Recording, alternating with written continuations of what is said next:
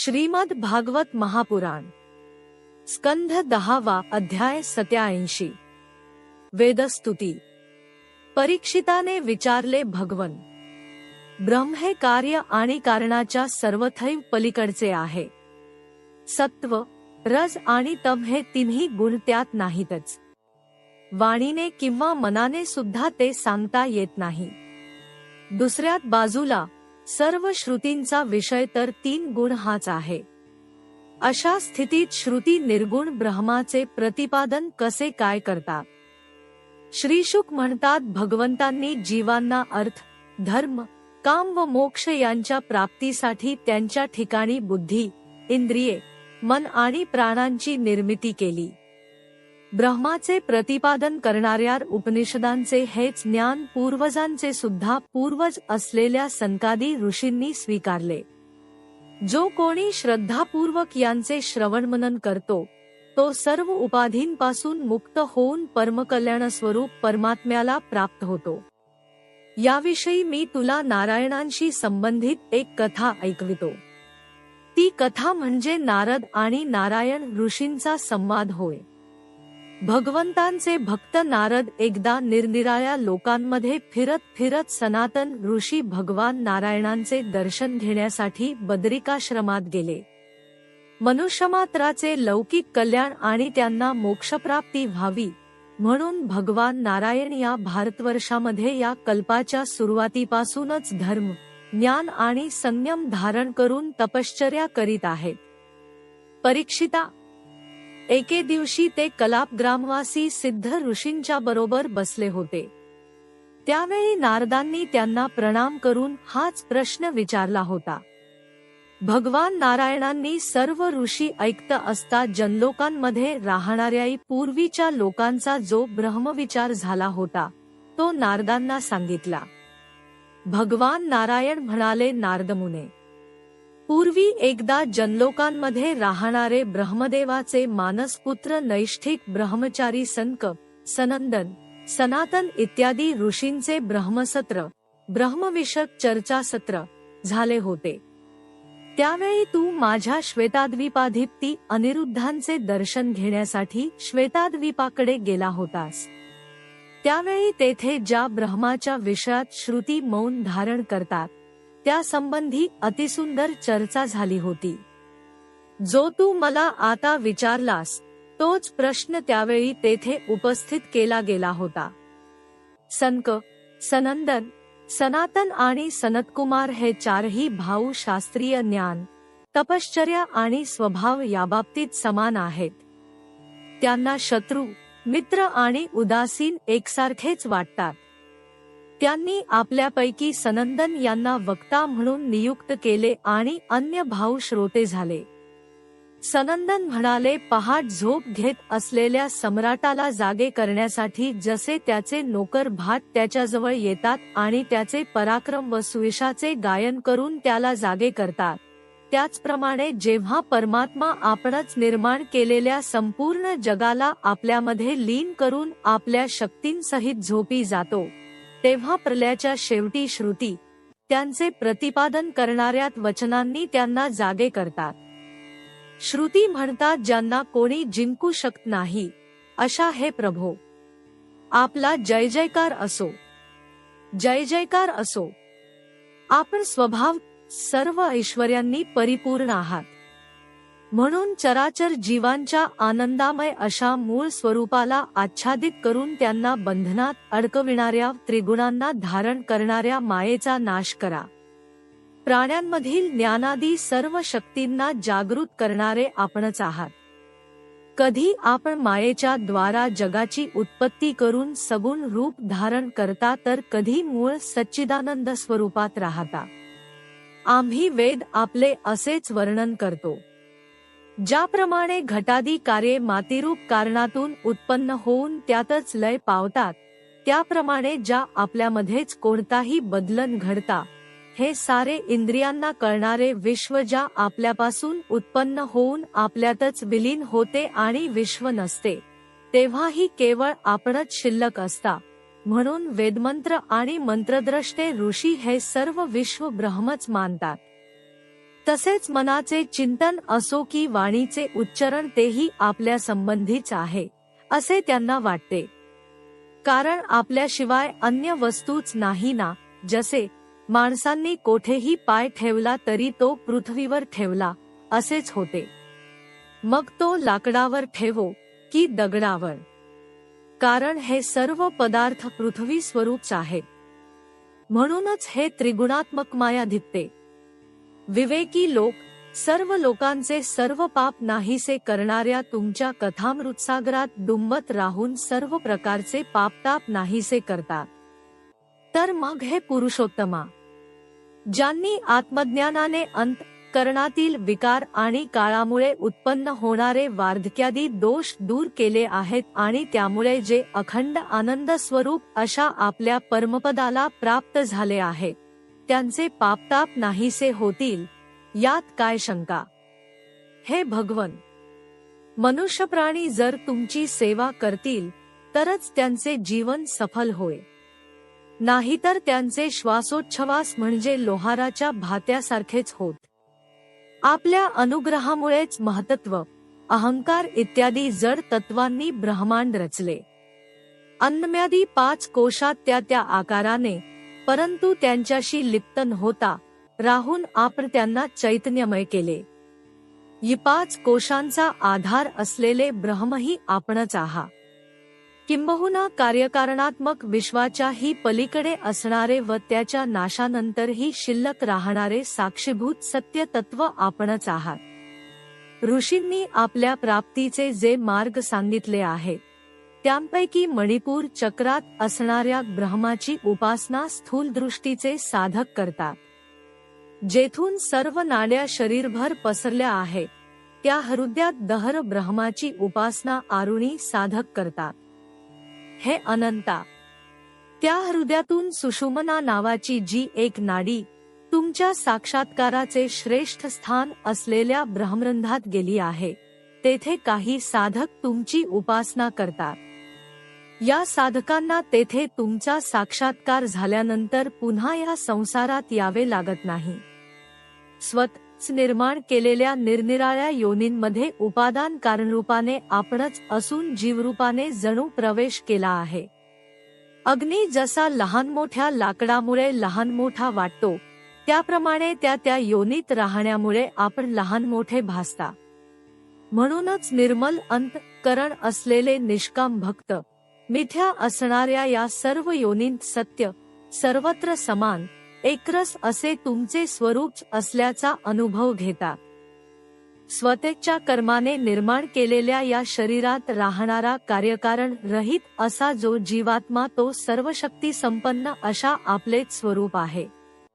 ज्ञानी लोक जीवाच्या या वास्तविक स्वरूपाचा विचार करून या भूलोकात सर्व वेदोक्त कर्मांच्या समर्पणाचे स्थान व मोक्ष स्वरूप अशा आपल्या चरणांची पूर्ण श्रद्धेने उपासना करतात. कारण या उपासनेने जीवाला मीच ब्रह्म आहे हा साक्षात्कार होतो. हे परमेश्वरा, करण्यास अत्यंत कठीण अशा आत्मतत्वाचे ज्ञान करून देण्यासाठी अवतार घेणाऱ्यात आपल्या चरित्ररूप अमृताच्या महासागरात पोहून जे आपले त्रिविध ताप नाहीसे करतात, त्यांना मोक्षाचीही इच्छा नसते. इतकेच काय, पण काही जण तर आपल्या चरणकमलांचे हंस बनून सेवा करणाऱ्या भक्तांच्या सहवासात राहण्यासाठी आपल्या घरादाराचाही त्याग करतात. जर हे शरीर तुमच्या सेवेसाठी उपयोगात आणले तर तेच आपला आत्मा, हितचिंतक आणि मित्र बनते.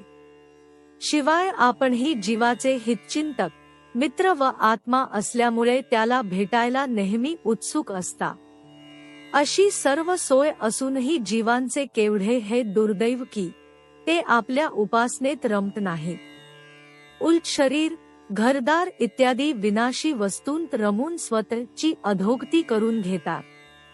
परिणामी त्यांच्या ठिकाणीच वासना जडल्याने पशुपक्षादी क्षुद्र शरीरे त्यांना प्राप्त होताच आणि या भयंकर जन्ममृत्यूरूप प्रपंचात ते भटकत राहतात. योगीजन प्राण, मन, इंद्रिये यांचा निग्रह करून दृढ योगाभ्यासाने अंतःकरणात ज्या तत्वरूप आपली उपासना करतात, त्याच तत्वाला तुमचे शत्रू सुद्धा निरंतर तुमच्या स्मरणाने प्राप्त होतात. शेषनागाच्या शरीराप्रमाणे असणाऱ्यास तुमच्या बाहूंवर आसक्त होणाऱ्या स्त्रिया आणि तुमची चरणकमले नित्य धारण करणाऱ्या आम्ही श्रुती समदर्शी अशा तुमच्या दृष्टीने सारख्याचा योगाने असो, द्वेषाने असो, प्रेमाने असो की अद्वितीय भावनेने असो तुमचे स्मरणच तुमची प्राप्ती करून देणारे आहे. हे भगवन, अनादीन अनंत अशा ज्या आपल्यापासून प्रथम ब्रह्मदेव व त्यानंतर आध्यात्मिक व आधिदैविक देवगण उत्पन्न झाले, त्या आपल्याला या जगात ज्यांचे जन्ममृत्यू त्याही नंतरचे आहेत, त्यांपैकी कोण बरे जाणू शकेल. शिवाय ज्यावेळी आपण सारे विश्व आपल्यात समाविष्ट करून झोपी जाता, त्यावेळी तर स्थूल सूक्ष्म जग, काळाचा वेग किंवा शास्त्र काहीच नसते. तर मग तुमचे ज्ञान कोणाला कसे होणार? वैशेषिक पूर्वी नसलेले जग नवीन उत्पन्न झाले असे मानतात. नैयायिक 21 प्रकारच्या दुःखांचा नाश हाच मोक्ष मानतात. सांख्य आत्मे अनेक मानतात. मीमांसिक कर्मफलेच सत्य मानतात. श्रुती विरोधामुळे हे सर्व भ्रामात्मक ज्ञान आहे. परमात्मा त्रिगुणात्मक आहे ही भेदबुद्धी तुमच्या बाबतीत अन्यनामूलक आहे. अज्ञानाच्या पलीकडे केवळ ज्ञानस्वरूप असणाऱ्या आपल्या ठिकाणी हा भेद कोठून असणार? तुमच्या अधिष्ठानावर पुरुषापासून सर्व त्रिगुणात्मक जग मनामुळे नसूनही असल्यासारखे भासते. आत्मज्ञानी मात्र हे सर्व विश्व आत्म्यापासून उत्पन्न झाल्यामुळे आत्म्याप्रमाणेच सत्य मानतात. सोन्याचा दागिनाही सोने म्हणूनच स्वीकारला जातो ना, तसेच आपल्यापासून उत्पन्न झालेले व आपण ज्यात प्रवेश केला आहे असे हे जग आत्मज्ञानी निश्चयाने आत्मरूप मानतात. सर्व चराचर हे आपले निवासस्थान आहे असे समजून जे तुमची सेवा करतात, ते जन्ममृत्यूची पर्वा न करता मृत्यूच्या मस्तकावर पाय ठेवतात. अर्थात मुक्त होतात. परंतु तुमच्यापासून जे दूर जातात, ते जरी विद्वान असले तरी त्यांना तुम्ही जनावरांना बांधावे तसे वेदवाणीरूपी दाव्याने बांधून टाकता. याउलट जे तुमची भक्ती करतात, ते स्वतःला आणि इतरांनाही पवित्र करतात. भक्तिहीन विद्वानांना केवळ शब्दज्ञान होते आणि भक्तांना साक्षात्कार होतो. हे प्रभो, आप इंद्रियरहित आहात पण स्वयंप्रकाश आहात. आपल्या ज्ञानाला इंद्रियांची जरूर नाही. साऱ्या प्राण्यांची इंद्रिये आपल्यामुळेच कार्य करतात. म्हणूनच मायावेष्टीत ब्रह्मदेवासह सर्व देव आपली पूजा करतात आणि मनुष्यांनी दिलेले हव्यकव्याधी भक्षण करतात. ज्याप्रमाणे मांडलिक राजे प्रजेकडून कर घेऊन सम्राटाला देतात, त्याचप्रमाणे सर्व देव त्यांना ज्या ज्या कार्यासाठी नेमलेले असेल ते तुमच्या भीतीने ते पार पाडतात. हे कार्य करणे हीच तुमची पूजा आहे आणि मनुष्यांनी केलेली देवांची पूजा हे त्यासाठी देवांना मिळालेले वेतन आहे. हे मायारहित प्रभो, जेव्हा आपण मायेसह क्रीडा करू इच्छिता, तेव्हा मायेचा संग नसलेल्या तुमच्या केवळ संकल्पाने मायेमुळे उत्पन्न होणाऱ्या सूक्ष्म शरीरांनी युक्त होऊन निरनिराळ्या चराचराचा जन्म होतो. आपल्या संकल्पाने निर्माण झालेल्या सृष्टीत जरी विषमता असली तरी त्याला कारण आपण नाही, कारण आपण आकाशाप्रमाणे सर्वांशी सम असून परमदयाळू आहात. आपल्याला कोणी स्वकीय नाही की परकीय नाही. या सृष्टीत प्रारंभी वाणीला किंवा मनाला न कळणारे आपण शून्यवत होता. हे नित्य एकरस प्रभो, जर जीव वास्तविक अनंत, नित्य आणि सर्वव्यापी असतील तर ते आपल्यासारखेच असल्यामुळेच आपण त्यांचे नियंत्रक होऊ शकणार नाही. मात्र असे नसेल तरच आपण त्यांचे नियंत्रण करू शकाल. उपाधीने का असेना, पण जीवरूप कार्य ज्या परमात्मरूप कारणापासून निर्माण झाले, ते कारण सर्व जीवांमध्ये असल्यामुळे परमात्माच सर्व जीवांचा नियंता ठरतो. जे लोक आपल्याला जाणले असे म्हणतात, त्यांना आप कधीच कळलेले नसता. कारण जाणली जाणारी वस्तू प्रत्येकाच्या मतानुसार वेगळी ठरते आणि आपण तर नित्य एकरूप आहात. प्रकृती आणि पुरुष हे दोन्हीही जन्मरहित असल्यामुळे यांपैकी कोणीही एक जीवरूपाने जन्मले असे म्हणता येत नाही. जर प्रकृती जीवरूपाने जन्मली म्हटले तर जीव अचेतन ठरेल आणि पुरुष जन्मला म्हटले तर निर्विकार पुरुषात विकार उत्पन्न झाला असे होईल. म्हणून वारा हे निमित्त कारण आणि पाणी हे उपादान कारण यांपासून बुडबुडे तयार होतात. तसेच पुरुष व प्रकृती या दोहोंच्या संयोगाने जीव तयार होतात असे म्हटले पाहिजे. त्यामुळेच हे सारे जीव अनेक प्रकारच्या नामरूपांसह परमकारण अशा तुमच्यामध्येच विलीन होतात. जशा नद्या समुद्रात किंवा जसे सर्व फुलांचे रस मधात विलीन होतात. हे प्रभो, तुमच्या मायेमुळे हे जीव जन्ममृत्यूच्या चक्रात फिरत आहेत. हे पूर्णपणे जाणून ज्ञानी लोक संसार निवर्तक अशा आपल्याला शरण येतात. जे आपल्याला अनुसरतात त्यांना संसारभय कोठून असणार. मात्र ज्यांची भिकुती हाच 3 ऋतू असणारा काळ आहे तो आपल्याला शरण येणाऱ्यांना भयभीत करतो. आपल्याला शरण आल्यास संसारावे वा काळाचे भय उरत नाही. हे अजन्मा प्रभो, ज्यांनी इंद्रिये व प्राण यांचा निग्रह केलेला आहे पण जे गुरुचरणांना शरण गेले नाहीत ते जर उच्छृंखल व अत्यंत चंचल अशा मनरूप घोड्याला ताब्यात आणण्याचा प्रयत्न करतील तर त्याचे त्यांना फक्त कष्टच होतील व त्यांच्यावर शेकडो संकटे येतील. जशी नावाड्याशिवाय नाव घेऊन समुद्र प्रवास करणाऱ्यात व्यापाऱ्याची गत होते तशी त्या साधकांची गत होते. सर्व रसस्वरूप असे तुम्ही जीवांचा आत्मा असताना तुमचा आश्रय करणाऱ्या माणसाला आप्तेष्ट, पुत्र, शरीर, धन, घर, जमीन, जुमला, प्राण किंवा रथ इत्यादी गोष्टींची काय जरूर आहे. याउलट आत्मसुख हेच सगसुख आहे. हे जाणणाऱ्या आणि सुखासाठी मैथुनादी गोष्टींचा अवलंब करणाऱ्या अज्ञानी लोकांना मुळातच नश्वर व सार अशा या संसारातील कोणती वस्तू आनंद देऊ शकणार आहे. या पृथ्वीतलावर हद्यात आपल्या चरणकमलांना धारण करणारे व त्यामुळे ज्यांचे चरणतीर्थ पाप नाहीसे करते असे ऋषी सुद्धा अहंकाररहित होऊन अतिशय पुण्यमय अशा तीर्थांचा व आश्रमांचा आश्रय करतात. माणसांनी नित्य आनंदमय आत्मस्वरूप अशा आपल्या ठिकाणी एकवेळ जरी मन लावले तरी ते पुन्हा माणसाचे विवेक वैराग्यादी गुण नाहीसे करणाऱ्या घराकडे फिरकत नाही. कारण व कार्य एकरूप असतात या नियमाप्रमाणे हे विश्व सत्तत्वापासून उत्पन्न झाल्यामुळे सत आहे असे म्हणावे तर ते तर्कशुद्ध ठरत नाही. कारण जग हे असत्य आहे. कारण व कार्य एकरूप असतात हा नियमही निर्पवास नाही. जसा पिता व पुत्र यांच्यात कार्यकारण भाव असला तरी एकरूपता नसते. काही ठिकाणी तर कार्य काल्पनिक असते. जसे दोरी हे साप भासण्याचे कारण असले तरी त्या ठिकाणचे कार्य साप हा काल्पनिक असतो. या ठिकाणी सर्पाभासाचे कारण केवळ दोरी नसून दोरीचे अज्ञान हेही एक कारण आहे.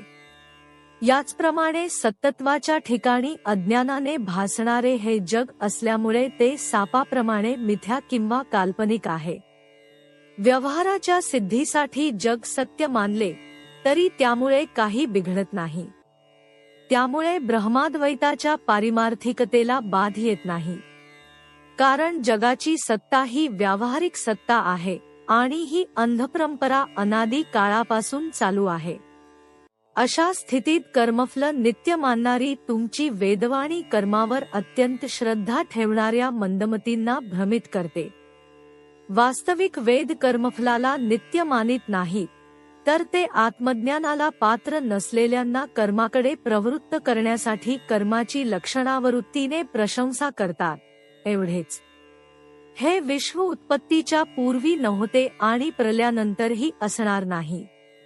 त्यावरून हे सिद्ध होते की मध्ये सुद्धा नित्य अशा तुमच्या अधिष्ठानावरच ते मिथ्या भासते.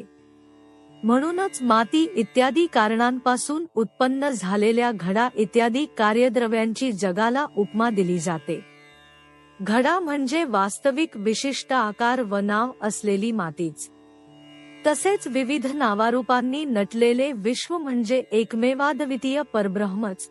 पण अज्ञानी लोक मात्र मनाच्या या खोट्या कल्पनारूप जगाला सत्य मानतात. तोच अज्ञानी जीव जेव्हा मायेमुळे अविद्येला कवटाळतो आणि त्यामुळे देहेंद्रियांना आपलेच खरे रूप समजतो, तेव्हा त्याचे मूळचे नित्यशुद्ध बुद्धादी स्वरूप लोप पावते व तो जन्ममृत्यूच्या चक्रात फिरत राहतो. परंतु हे प्रभो, आपण मात्र सापाने कात टाकावी तसा मायेचा त्याग करता, म्हणून आपले ऐश्वर्य नित्य आपल्या बरोबरच राहते. त्यामुळे अष्टसिद्धियुक्त अनंत ऐश्वर्यात आपण विराजमान राहता. हे भगवन, अज्ञानी लोकांनी योगी होऊन सुद्धा जर आपल्या हृदयातील विषवासनांना उखडून फेकून दिले नाही, तर आपण त्यांच्या हृदयात असून सुद्धा एखाद्याने आपल्याच गळ्यातील मणी आठवण नसल्याने इकडे तिकडे धुंडाळावा, त्याप्रमाणे ते आपल्याला शोधत राहतात, पण आपण त्यांना आपडत नाही. जे लोक इंद्रियांना तृप्त करण्यातच मग्न असतात, त्यांना इहलोकी उपभोगासाठी द्रव्यार्जन इत्यादींसाठी कष्ट करावे लागतात. शिवाय जन्म मृत्यूपासून त्यांची सुटका झालेली नसते. आणि आपले स्वरूप समजून घेतल्यामुळे स्वतःच्या वर्णाश्रम धर्माचे उल्लंघन त्यांच्याकडून होते. म्हणून परलोकात गेल्यावर नरकाची भीतीही राहते. हे भगवन, आपले वास्तविक स्वरूप जाणणाऱ्या मनुष्याला आपण दिलेल्या पुण्यपापाच्या सुखदुःखाच्या फळाची जाणीव होत नाही. त्यावेळी विधिनिषेध प्रतिपादन करणारे शास्त्र सुद्धा त्याला लागू होत नाही. शिवाय ज्या माणसांनी दररोज आपल्या प्रत्येक युगामध्ये केलेल्या उपदेशांचे संतांकडून श्रवण करून त्याद्वारा तुम्हाला स्वतःच्या हृदयात प्रतिष्ठित केले, त्यांनाही आपणच मोक्ष प्राप्त करून देता.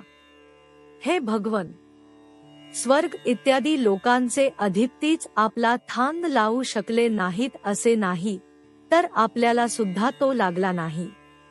कारण जर आपल्याला शेवटच नाही, तर तो कोण कसा जाणू शकेल.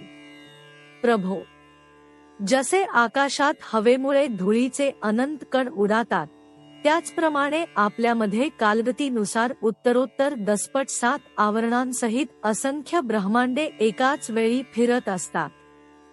तुम्ही श्रुती सुद्धा तुमच्या स्वरूपाचे तुमच्या व्यतिरिक्त वस्तूंचा हे नव्हे ते नव्हे असा निषेध करीत करीत शेवटी तुमच्यापर्यंत येऊन थांबतो.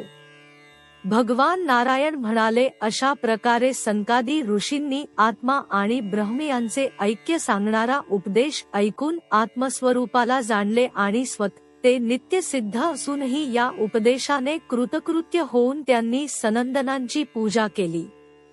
अशा प्रकारे सर्वांचे पूर्वज असणाऱ्या त्या आकाशमार्गी महात्म्यांनी सर्व वेद, पुराणे आणि उपनिषदांचे सार काढले आहे. हे ब्रह्मवेदांच्या मानसपुत्रा, तू सुद्धा श्रद्धायुक्त अंतःकरणाने ही ब्रह्मविद्या धारण करून स्वच्छंदपणे पृथ्वीतलावर विहार कर. ही विद्या माणसांच्या सर्व वासना भस्म करणारी आहे. श्री शुक म्हणतात, परीक्षिता, संयमी, ज्ञानी, पूर्णकाम आणि नैष्ठिक ब्रह्मचारी अशा नारदांनी भगवान नारायणांनी केलेला उपदेश श्रद्धेने ग्रहण करून म्हटले. नारद म्हणाले, भगवन, परम पवित्र कीर्ती असणाऱ्या श्रीकृष्णांना नमस्कार असो. आप सर्व प्राण्यांच्या मोक्षप्राप्तीसाठी रमणीय कलावतार धारण करता. नारदांनी अशा प्रकारे आदिऋषींना आणि त्यांच्या शिष्यांना नमस्कार करून माझे साक्षात पिता असलेल्या कृष्णद्वैपायनांच्या आश्रमाकडे ते गेले. व्यासांनी त्यांचा यथोचित सत्कार केला. आसनावर बसल्यावर नारायणांच्या तोंडून जे काही ऐकले होते ते सर्व नारदांनी त्यांना सांगितले. राजन, नवाणीच्या पलीकडे असणाऱ्या गुणरहित अशा परमात्म्यामध्ये मनाचा प्रवेश कसा होतो, हे तुझ्या प्रश्नाचे उत्तर मी तुला सांगितले. भगवानच या विश्वाचा संकल्प करतात. तसेच त्याच्या सुरुवातीला, मध्ये आणि शेवटी तेच असतात. प्रकृती आणि जीव या दोघांचे ते स्वामी आहेत. तेच सृष्टी निर्माण करून जीवाबरोबर हिच्यामध्ये प्रवेश करतात आणि शरीरांची निर्मिती करून तेच त्यांचे नियंत्रण करतात. गाढ झोपेत मनुष्य ज्याप्रमाणे शरीराचे अनुसंधान सोडतो, त्याचप्रमाणे ज्यांची प्राप्ती झाल्यावर मायेतून मुक्त होतो, अशा चिन्मात्र स्वरूपाने मायेचा निराश केलेल्या, संसार भय दूर करणाऱ्या श्रीहरींचे निरंतर चिंतन करीत राहावे. अध्याय 87 समाप्त.